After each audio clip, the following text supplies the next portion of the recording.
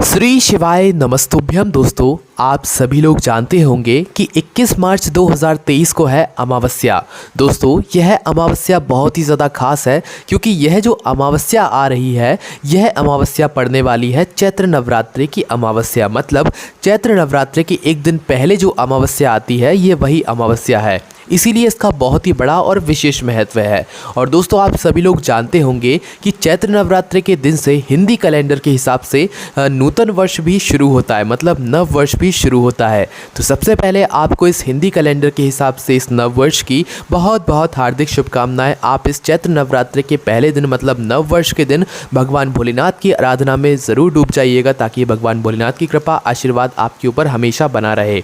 तो आज की इस वीडियो में हम आपको अमावस्या के दिन, इस विशेष अमावस्या के दिन किए जाने वाले कुछ ऐसे विशेष उपाय बताने वाले हैं जिन उपायों को करने से आपके जीवन की बहुत सारी दुख और समस्याएं, आपकी मनोकामना पूर्ण हो जाएगी। साथ ही में दोस्तों, 9 दिन की चैत्र नवरात्रि हैं। इन 9 दिनों में किया जाने वाला एक बहुत ही विशेष उपाय भी हम आपको इसी वीडियो में बताने वाले हैं क्योंकि यह उपाय नवरात्रि के पहले दिन से शुरू होगा और 9वें दिन तक चलने वाला है। तो ये सारे उपाय हम आपको पहले ही बता रहे हैं, इसलिए वीडियो को पूरा ज़रूर देखिएगा।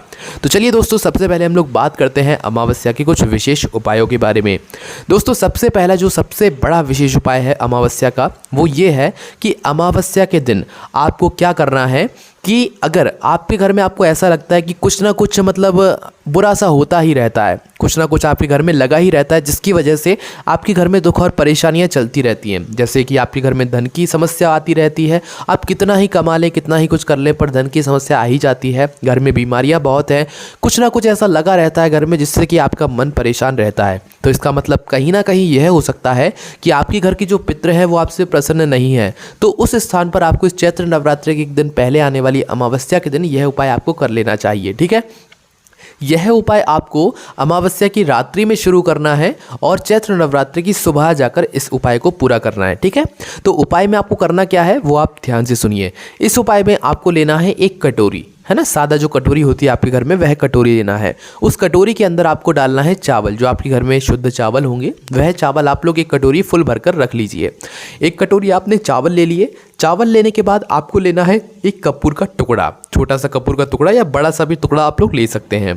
तो एक कपूर का टुकड़ा लेना है। उस कपूर के टुकड़े को इसी चावल के दाने के कटोरी के ऊपर आपको रख देना है। कटोरी के ऊपर मतलब जो चावल का आपने कटोरी भरी है, ये जो चावल आपने रखी हुई है, इसी चावल के ऊपर आपको यह कपूर का टुकड़ा रख देना है। रख दिया आपने। अब इस कटोरी को लेकर आपको जाना है अमावस्या की रात्रि में, करीबन 9 से 10 बजे आप लोग यह उपाय को शुरू कर देना। करीबन अमावस्या की रात्रि में, जो ये अमावस्या आने वाली है 21 मार्च को, इस दिन की रात्रि में 21 मार्च 2023 को रात्रि में 9-10 बजे करीब आप अपने घर के मुख्य द्वार कौन सा, जहां से आप अपने घर के अंदर बाहर आते हैं, ठीक है, अपने घर के मुख्य द्वार की दीवार पर जाकर या किसी ऐसे अच्छे स्थान पर जाकर रख दीजिए जो अच्छा स्थान हो, जहां पर आपकी ये कटोरी सुरक्षित रखी रहे। ठीक है, तो इस कटोरी को जाकर आपको अपने मुख्य द्वार पर रख देना है और अपने घर में वापस आ जाना है। ठीक है, अब पूरी रात भर इस कटोरी को आपको अपने मुख्य द्वार पर रखे रहने देना है। ठीक है, सुबह उठना है, स्नान करना है, स्वच्छ होना है। उसके बाद अब आपको वापस से अपनी इसी कटोरी के पास में आ जाना है। ठीक है, कब आना है? सुबह सुबह प्रातःकाल, जबकि नवरात्रि लग जाएंगी, चैत्र नवरात्रि शुरू हो जाएंगी, एकम शुरू हो जाएंगी। ठीक है, तो आपको करना क्या है कि यह जो कटोरी आपने रखी हुई है अपने मुख्य दरवाजे पर, सबसे पहले आपको सुबह सुबह अपने साथ में एक माचिस लेकर जाना है। उस माचिस को जलाकर सबसे पहले जो आपने चावल की कटोरी के ऊपर जो कपूर का टुकड़ा रखा हुआ है, इस कपूर के टुकड़े को आपको माचिस से वहीं के वहीं, जहाँ पर कटोरी रखी हुई है, वहीं के वहीं जला देना है। आपने वह कपूर का टुकड़ा जला दिया। जलाने के बाद वह कपूर का टुकड़ा जल जाने दो। जल जाने के बाद उसके बाद आपको इस चावल की कटोरी को उठाना है। उठाने के बाद वहीं के वहीं आपके घर के आसपास जो भी वृक्ष हो, ऐसा वृक्ष जहाँ पर नीचे पशु पक्षी आते हो, मतलब जो पक्षी होते हैं ना, चिड़िया वगैरह होती हैं, ये आती हो, जहाँ पर ये आपके चावल के जो दाने हैं ये दाना चुग जाए, मतलब जो पक्षी होते हैं वो चुग जाए, ऐसे वृक्ष के नीचे जाकर आप लोग, किसी भी वृक्ष के नीचे जाकर आप इन चावल के दानों को डाल दो जहाँ पर पक्षी जो है इन दानों को, चावल के दानों को चुग लें। ठीक है, यहाँ पर यह उपाय पूरा हो जाता है। इस उपाय को करने के बाद आपके घर में जितनी भी प्रकार की समस्याएं आ रही होंगी वो सब कुछ ठीक हो जाएंगी। साथ ही में जो आपके पितृ होंगे वो भी आपसे बहुत ज़्यादा प्रसन्न हो जाएंगे। उसके बाद में दोस्तों, चलिए अब बात करते हैं अगले उपाय के बारे में, जो कि आपको इस अमावस्या के दिन तो करना ही करना चाहिए, करना ही करना चाहिए। कौन सा वो उपाय है वो आपसे ध्यान से सुनिए। दोस्तों इस 21 मार्च 2023 को पड़ने वाली अमावस्या बहुत ही विशेष अमावस्या के दिन आपको शाम के समय प्रदोष काल में एक यह उपाय ज़रूर करना है। ठीक है, शाम के समय प्रदोष काल में कब? प्रदोष काल का मतलब होता है शाम के 4 बजे से लेकर 7 बजे के बीच का समय। इस बीच में आपको एक घी का दीपक तैयार करना है। कैसा दीपक तैयार करोगे? आप चाहो तो मिट्टी का दीपक ले सकते हो, पर मिट्टी का ले रहे हो तो नया दीपक लेना है। अन्यथा अगर आटे का ले रहे हो तो आटे का तो नया ही बनता है ना। तो आटे का दीपक ले रहे हो तो उसमें आपको कोई नमक वगैरह नहीं मिलाना है। सादा आटा लेकर उसको गूंद कर आपको दीपक बना लेना है।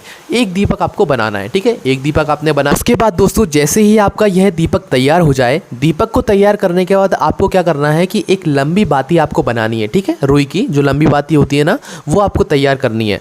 लंबी बाती को तैयार करने के बाद अपने दीपक के अंदर रख देना है और इसके अंदर आपको डालना है शुद्ध देसी गाय का घी। ठीक है, देखिए उपाय तभी अच्छे से काम करेगा जब आप लोग शुद्ध देसी गाय का घी उपयोग में लेंगे। ठीक है, तो कहीं से भी ढूंढ कर लाइए, पर शुद्ध आप लोगों को घी इसमें उपयोग करना पड़ेगा। तो यह दीपक आपने तैयार कर लिया। दीपक को तैयार करने के बाद अब आपको क्या करना है वो आप ध्यान से सुनिए। अमावस्या के दिन शाम के समय किसी भी नदी, सुनना ध्यान से, किसी भी नदी, बावड़ी या तालाब जो आपके घर के आसपास हो, आपके घर के आसपास नदी है या बावड़ी है या तालाब हो, तो उसके घाट पर जाकर, ना कि इस दिए को आपको पानी में प्रवाहित करना है, आपको वहाँ पर जाना है घाट पर। ठीक है, किसी भी नदी, बावड़ी या तालाब के घाट पर जाना है। घाट पर आप लोग गए, वहाँ पर कोई भी एक अच्छा स्थान देख लो, वहाँ पर जाकर आप अपने इस दिए को रखिए, है ना।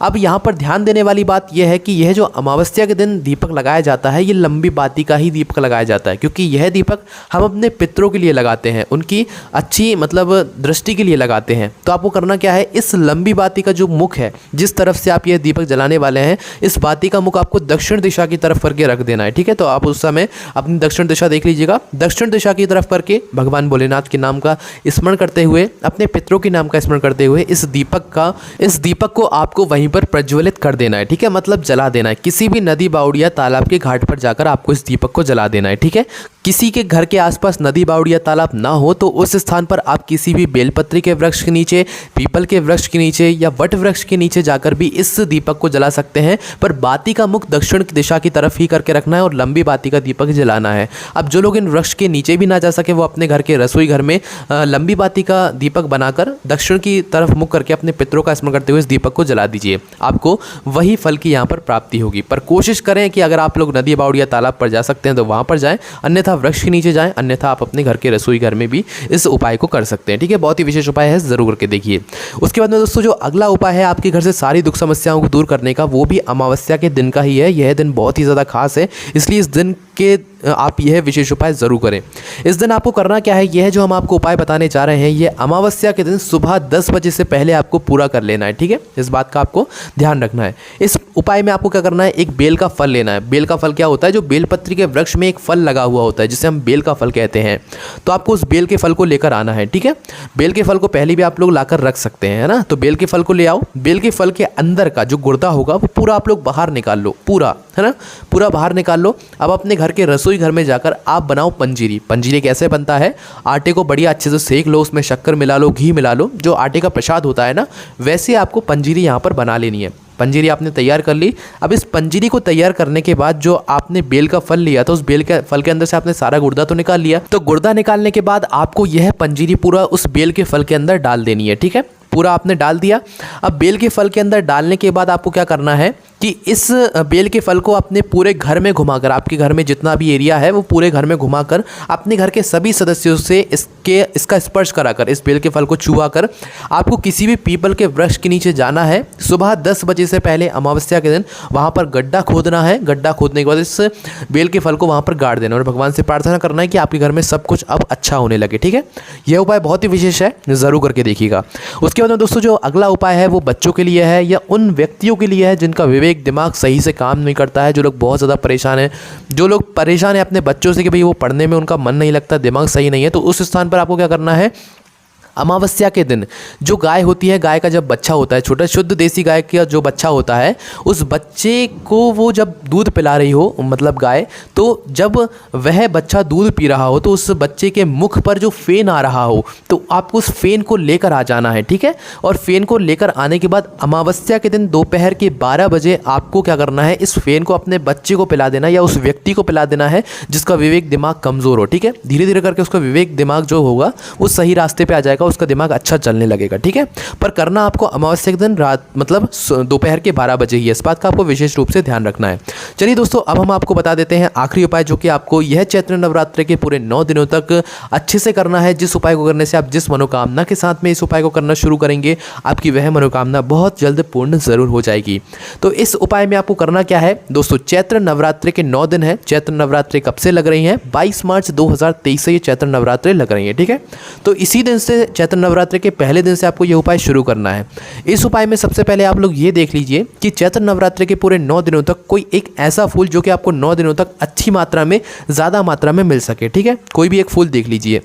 फूल को देखने के बाद, जैसे कि हम उदाहरण के लिए सफ़ेद फूल ले लेते हैं। ठीक है, आप गुलाब का भी ले सकते हैं, या जो आपको मिल जाए भगवान शिव जी पर चढ़ाने के लिए, तो वो ले सकते हैं। उदाहरण के लिए सफ़ेद फूल आपको आसानी से मिल जाएंगे। ठीक है, तो आपको क्या करना है, चैत्र नवरात्रि के पहले दिन 9 फूल आपको तैयार करने हैं, सफ़ेद फूल 9 फूल, और साथ में गोल बाती का घी का दीपक। ठीक है, इस फूल को तैयार करने के बाद और घी का दीपक तैयार करने के बाद आपको चैत्र नवरात्रि के पहले दिन प्रातःकाल सुबह सुबह शिव जी के मंदिर जाना है। शिव जी के मंदिर पहुँचकर सबसे पहले शिव जी पर एक एक करके शिव जी की शिवलिंग के ऊपर 9 फूल समर्पित करने हैं। 9 फूल जैसे ही आप लोग समर्पित कर दें, 9 फूल को समर्पित करने के बाद भगवान से मन ही मन अपनी कामना बोलना है, और वह जो गोल बाती का घी का दीपक आप लोग लेकर गए हैं, वह दीपक आपको फूल को समर्पित करने के बाद जला देना है। ठीक है, जला दिया आप लोगों ने। अब देखिए, पहले दिन आपने 9 फूल चढ़ाए, दूसरे दिन यही 9 फूल आपको डबल कर देने हैं। जो फूल आपने पहले दिन चढ़ाए वही के वही फूल होने चाहिए, बदलना नहीं है फूलों को। ठीक है, उसके बाद पहले दिन 9 फूल चढ़ाए तो दूसरे दिन 18 फूल चढ़ाओगे। ठीक है, और तीसरे दिन आप लोग कितने फूल चढ़ाओगे? 27 फूल चढ़ाओगे। मतलब कि हर दिन आपको 9 के पहाड़े के बराबर 90 दिन तक जो है फूलों को बढ़ाते जाना है। ठीक है, वही फूल जो कि आपने पहले दिन चढ़ाए थे। तो पहले दिन 9 फूल, दूसरे दिन 18 फूल, तीसरे दिन 27 फूल, और चौथे दिन 36 फूल। ऐसे करते करते जैसे ही आपका 9वां दिन आ जाएगा, तो 9वें दिन पर आपको पूरे 81 फूल लेने हैं। वही फूल जो कि आपने पहले दिन चढ़ाए थे, 81 फूल लेकर साथ में आपको पूरे 9 दिनों तक एक गोल बाती का घी का दीपक भी जो है तैयार करके लेकर जाना है। फूलों को चढ़ाने के बाद वह अपना दीपक जो है मतलब जला देना है। ठीक है, तो दीपक को जलाओगे, 9वां दिन आएगा, 81 फूल समर्पित करके आप लोग अपना वह दीपक जला दो और भगवान से अपनी एक और बार मनोकामना बोल दो। मनोकामना बस आपको पहले दिन बोलनी है और आखिरी दिन बोलनी है। बीच के समय बस आपको अपने मन के भाव से फूलों को समर्पित करना है और घी का दीपक जलाते जाना है। तो इस उपाय को जो व्यक्ति, जो माता बहनें, जो भी व्यक्ति पूरे मन और पूरे विश्वास से कर लेगा, उसकी कोई भी विशेष मनोकामना होगी वो बहुत जल्द पूर्ण हो जाएगी। करके ज़रूर देखिए। कोई भी आपको इन सभी उपायों को करने में समस्या आती है तो हमसे कमेंट करके पूछ सकते हैं। यही सारे उपाय आप हमारी वेबसाइट भोलेनाथभक्ति.com पर जाकर भी आराम से बैठकर पढ़ सकते हैं। कोई भी समस्या आती है तो कमेंट करके पूछ सकते हैं। ओम नमः शिवाय, जय भोले बाबा श्री शिवाय, नमस्तुभ्यम।